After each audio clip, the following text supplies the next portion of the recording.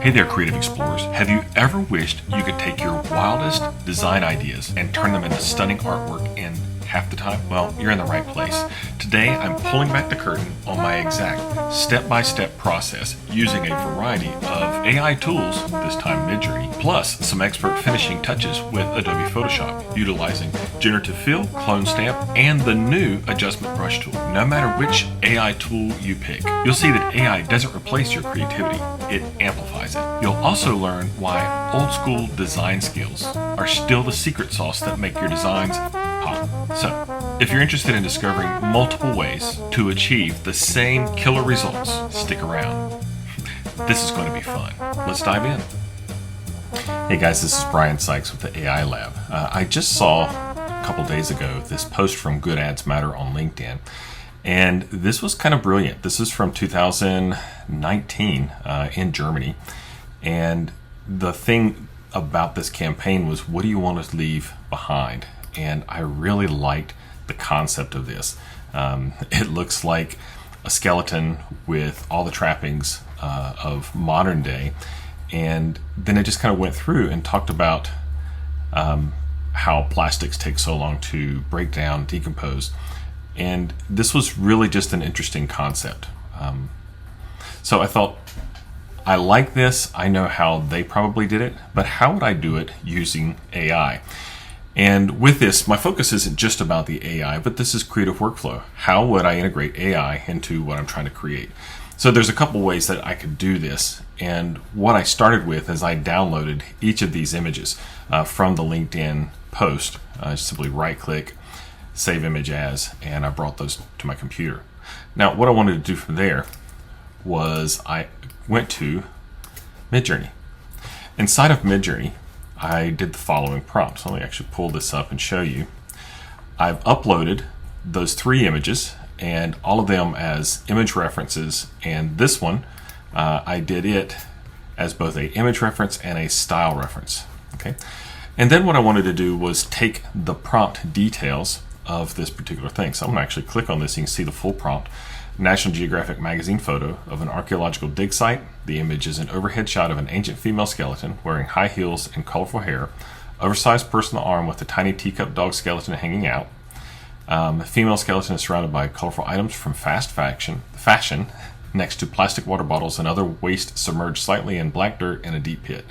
Documentary style, grainy film, and hyper-realistic. Natural lighting, style raw, stylized 250, and the aspect ratio is 3:5, and I'm using my personal profile for the stylization of this image. Okay, so with the examples that it created, these are okay. The skeleton looks pretty good. One thing I thought was interesting is it's breaking up the word dog and skeleton. So we see dog, and he's perfectly formed, almost like he dug him up. So these are the images that were created with this first render. Okay, so I thought we're kind of getting somewhere. And so here I made a slight modification. So let me show you. I put hyphens between the words that I'm trying to keep together. So teacup, dog, skeleton. I did that as one. Yeti water bottle, Starbucks paper cup. And so you're starting to see Starbucks show up in here. It threw some words on the page. And here's just a few variations of the prompt and the results that it gave us. And I kind of liked where it was going with this, and I kind of like the shoes that are here. So I want to be able to work with these two, and this is of course one option, one way that we could approach this. So I've upscaled both of these, and I upscaled them both as subtle and creative, and you can see when I select an image, it shows up if something's been upscaled from or that's been used. And so both of these have been upscaled, and this is using standard or subtle, and this one is with creative. That's why you see the C. And there is a slight difference between how these two renders are done. I actually like the creative. The bone structure and the coloring, for me, looks a little bit better with the creative, and often I would go with subtle. This one looks a little more disintegrated and broken down. So for this, I decided the creative was where I was going to go. And then there's the other upscales. This was so that I could get these shoes. And I thought well, let's try this another way. I want to take the creative and I want to take it into the editor and actually modify where things are going. So inside of edit, you can see where I took this prompt. Here's where I started, and I basically selected the image and I scaled it down 70%, modified the prompt to shorten it just a little bit to focus on, this time I'm not interested in my character, I'm interested in the information that goes around it. And so here I don't want to say anything about the bones and garbage. So with the first rendered results, we get this, but you see it's bringing over a few elements and it's trying to incorporate those things. Not bad, but I'm really wanting it to have more of a trench look. And so we had to refine the prompt a little bit in order to get that. Here's the next variation, and here I'm saying sidewall of dug dirt, revealing the subject submerged. And here again, this is where we try to find ways to say what we're after, to be specific in the prompt results. This one's a little bit better. This one, it kind of looks like the fabric's been pulled back, almost like it's a covered site. There's some interesting things happening here, but I decided let me try again, and I'm going to change the prompt ever so slightly. And so here's the modified prompt, and this one's very clean and simple. And it says the site image is an overhead shot revealing the sidewalls of dug black dirt in a deep pit. And sidewalls has a hyphen in it to try to keep those together. And here we go. This is cleaned up, and the results are much, much better. So here I'm getting just the dirt, and there's less kind of garbage around the renders. So with this, we just kind of find the one that we like the best. And of this collection, I kind of like this one the best. It definitely has more of the carved or dug out earth, and still have a dog. I'm not worried about him right now. That's an easy edit. And I clicked on this upscale to gallery. Okay. And that takes us back into where we were. Here's the upscale to gallery image, and this is really nice. I like what's happening here. The results are good, and this is something I can work with inside of Photoshop. Okay, here's Photoshop, and here are my two files. There's this one with the shoes, and this other one is the base model that I want to work from. Now, what I want to do with this is I want to clean out the things that I don't want.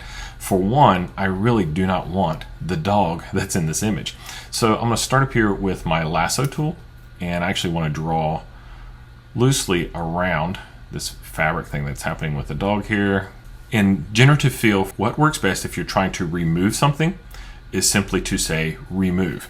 When you start putting specific words in there, it takes remove as a key thought, but then it starts to figure out what to fill it with. And when you've got additional words like remove a specific thing, sometimes it can actually think you mean to fill it with the things that you just put in the collection. So I'm going to say remove, and we'll go ahead and render that. As you probably know with Photoshop, when you're rendering with a generative fill, you're going to get three variations that we're able to work from. And there's 1, 2, and 3. I'm going to go with number 1. I kind of like the look of what's happening here. And I don't really need this Starbucks mug. It's not really Starbucks at all. But we can go ahead and delete this particular thing here. So we'll do another remove. Okay, kind of like number 3. So we have now basically cleaned up a few of the things. There's this random material that's happening here, and looks like some wiring happening over here. I'm going to go ahead and select those quickly and delete both of these items just because I don't really need them. And it goes back to what my teacher in illustration class said many years ago. Anything that does not further the story actually serves to detract from the story that you're trying to tell. That's a paraphrase, but here I just really want to clean up and get rid of these elements that are not furthering the story. They're more of a distraction, and I'll go ahead and get rid of this little piece of piping or whatever there. This time, because they're all kind of the same and I'm just going for clean dirt, remove should do the job of these. All three of those work really well. I'm going to go with the last one because I kind of like what's happening down here on this end. Up here looks the same. So I'm pretty happy with where I'm at this point in the process. Now we've got a few more things that are happening here. For one, he's or she's missing the upper part of her arm, and this is a bag that really means nothing. So we're going to come back and fix that in just a second. but this is where we've got it to this point. Okay, so now I want to utilize elements of this other piece. I kind of like the hand that's happening here. I like the shoes, and so I want to bring those over to what I'm working with. So I'm actually with this image. I'm going to unlock it, and I'm going to grab the shoes and bring those over. We can actually separate these out, and I will adjust the coloring to match these bones a little bit more. So let me break these apart.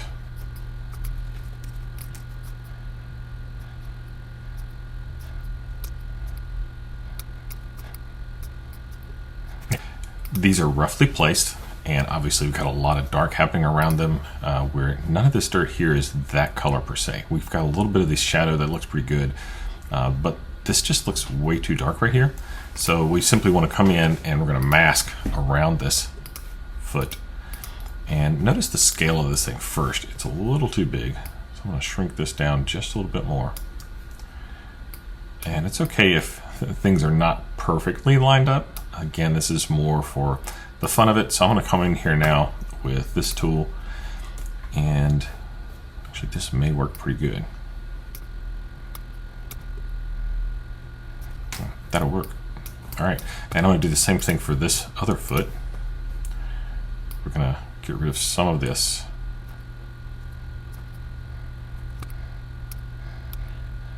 Okay, and now I want these bones to have more of this coloring, and so it looks to be a little too yellow right now. And I can actually work with both of those, put them inside of a folder, and I'm going to say normal, so that whatever's happening with this particular folder, we're not having it, anything I apply inside of this folder is not going to carry over to the things above it or beneath it. Okay, so rather than do the master, applying it to everything, because I want to keep this fuchsia pink color really showing up, I applied this just to yellows, and that's really the tone that I was seeing in here that's not right. So simply by reducing some of the saturation, taking the lightness down, it's kind of muted down or grayed out that yellow tone. And again, it stays inside of this folder, only applying it to those two things. All right. Now, the other thing was the hand. I didn't bring that over yet, but let's select. I can actually just grab this whole section here. I really don't mind this whole bag as though it's got something in hand here. Okay, I'm just going to take that whole thing over.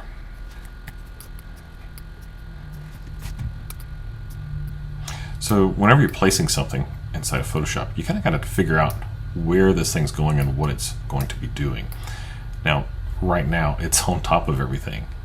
So I want to be able to place it more in the background, and I want it to be proportionate to everything else that's happening here.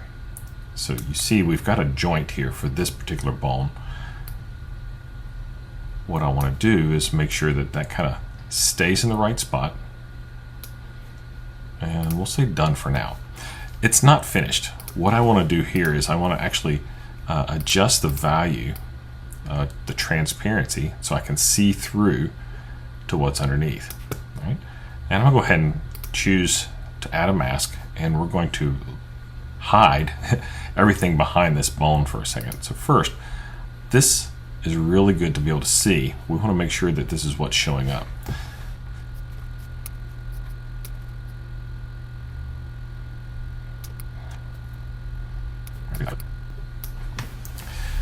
Now this seems to be lining up in the right direction. I still have this little piece right here that I don't want. And yeah, I know the colors don't really match. We're going to fix that in just a second. So let's actually come in here. Now we're messing with this layer here. So I want to come in right here and make this selection of this bone. It's right there. I'm going to tighten it up a little bit on my selection. I'm holding the Option key, which subtracts from my selection.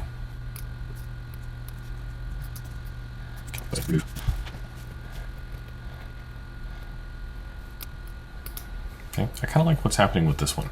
So I've got these two available, and we can drop them into this group and see if that color works with these as well. Okay, so that definitely toned it down a bit, and I think that's workable. Now what I want to do also with this is I'm actually going to select the bones, and we can come in here and add a tone on top of this. Photo filter, and we can actually grab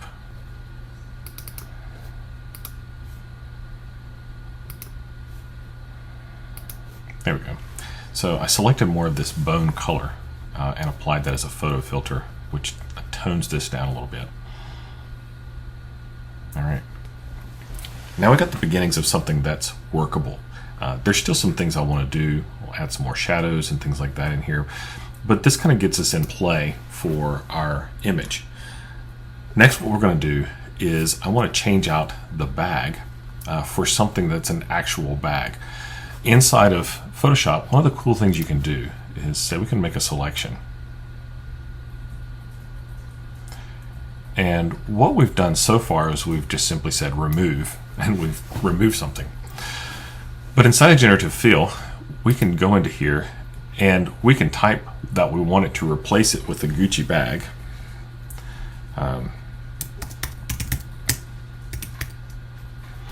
But actually, let's give it a reference as well. So I'm going to choose image,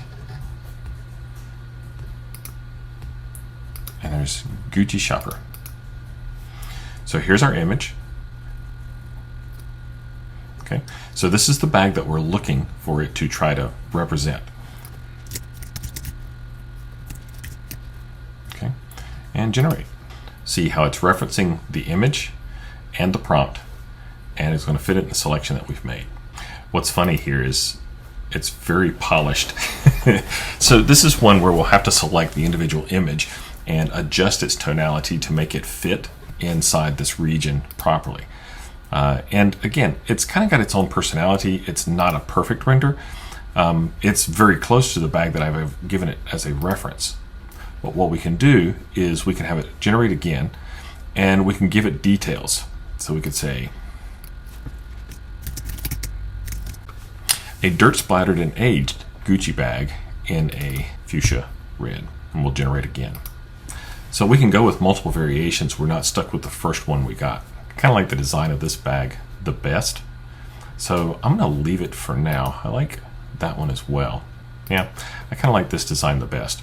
Now what we can do is I want to try to match the color of this bag, but before I do, I want to make a selection and make sure that I'm simply removing the elements that I don't want. Okay, so what I mean by that, I'm going to accept this layer, and I actually want to duplicate it. And in this case, what I want to do is select just the bag. So by rasterizing that individual layer and then selecting the subject, it finds the bag and it isolates it. So now I can come in here. Okay, you may be wondering, what in the world are you doing, Brian? Well, I have selected the layer with the purse, and it's a duplicate of the layer. So we've got two copies of the Gucci bag. But what's happening here is I've selected outside of this purse, and I'm basically masking everything outside of it. So I've basically expanded the masked area. And I could have done this simpler. We just used the paint bucket tool and dropped in black, and that would have done the same thing. But I knew I only had a little bit around it that I wanted to edit. Now the thing is with this bag, I want to now edit that layer so I can adjust the color of that bag. Right now it's way too bright to be sitting in the hole with this skeleton. So what we want to do is adjust that individual layer. Again, what I can do is I can put it inside of a group, or I can apply the individual colors to this particular layer.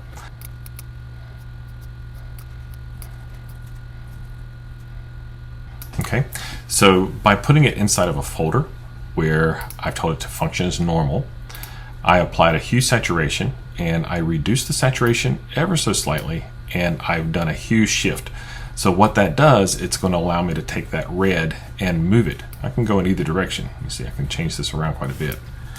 But by the hue shift, just ever so slightly. My thing was to turn it from a red to more of this fuchsia color, and I was able to do that simply by adjusting the hue. Okay, continuing, I want to show you a couple things that I've done. So I just took a second and I went through and renamed each of these layers, and I've added a couple things, and I want to walk you through what I did rather than doing it at the same time and maybe kind of losing you.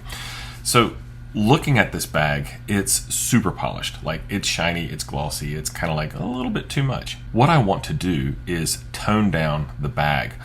So I'm going to zoom in here and show you what we're going to do.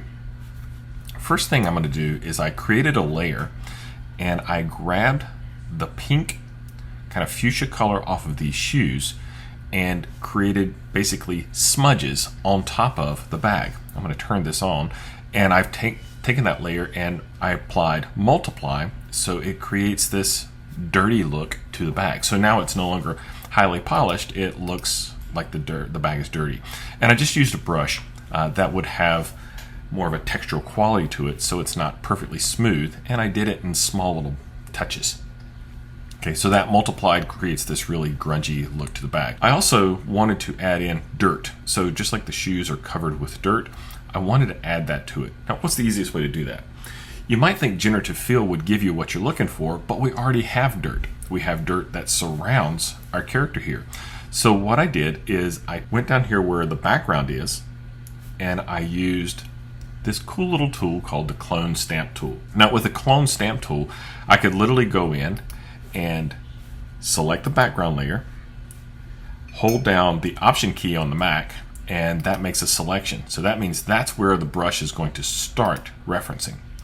And I came up above and I created a new layer and I began painting in that layer. Now I can just kind of paint all over the place. And what I was trying to do was basically put some dirt on the bag, and then I went in and I masked around the parts that I didn't want it to have. So I wanted to create a textural look. So I'm going to delete this layer that I was just playing around with to show you how I did it, and I'm going to show you what I created. There we go. So we've got touches of this dirt that's all over the bag, and I made sure to reveal some spots like along the bottom here and along the edges. I wanted to make sure that those would still show up. The last thing is, when you're looking at this image, the top left corner was just a little too bright. It looks like there's sunlight coming in, and that's fine, but what I wanted to do was darken that just a little bit. Now, there's a cool tool inside of Photoshop in the beta right now that's actually really kind of neat. It's the Adjustment Brush tool. Now, with the Adjustment Brush tool, you can begin drawing, and what you're able to do is you're basically painting in adjustments. This is kind of a cool and a neat idea. With it, you've got all the different adjustment options. For instance, I can do brightness, contrast, levels, curves, exposure, vibrance, hue, saturation, color balance, black and white, photo filter, channel filter, color lookup, invert, posterize, threshold, gradient map, and selective color. Now, what I did is I chose levels and I painted in and created this. Notice how it got a little bit darker. And what's interesting with this is you can control several things. So the first is I've got my levels, and I can actually go in to this individual level and I can make adjustments. And as I do, you'll see it affects the screen. But the only thing it's affecting is where the mask is. The mask is this little tool right here, which is basically showing me what I've actually applied it to. So where the brush has been working with on this particular document. And there's the overlay. This is the area that I've painted in, and that's what's revealing. Okay. Now with this is really interesting because this allows you to fine-tune the actual pieces of your drawing or your render. You can then go back in and work with additional elements. You're not stuck with the one thing. You can kind of go in and play with other pieces to this whole process. Now, taking this to another level would be to add in the additional details that makes this a finished design. What we had in the original artwork was a little placard that had letters that basically spelled out the details about plastics. That was their design, and I could go with that, or we could do something totally new and fresh. And so this is where I'm going to wrap things up and leave it with you guys to see how you might explore creating a finished skeleton-based render. Again, this was utilizing, in this case, working with Midjourney and working with Photoshop. Now, the process I showed you is one way. I'll be doing another using the same tools, but a totally different process next time. Till then, you guys have a blessed day.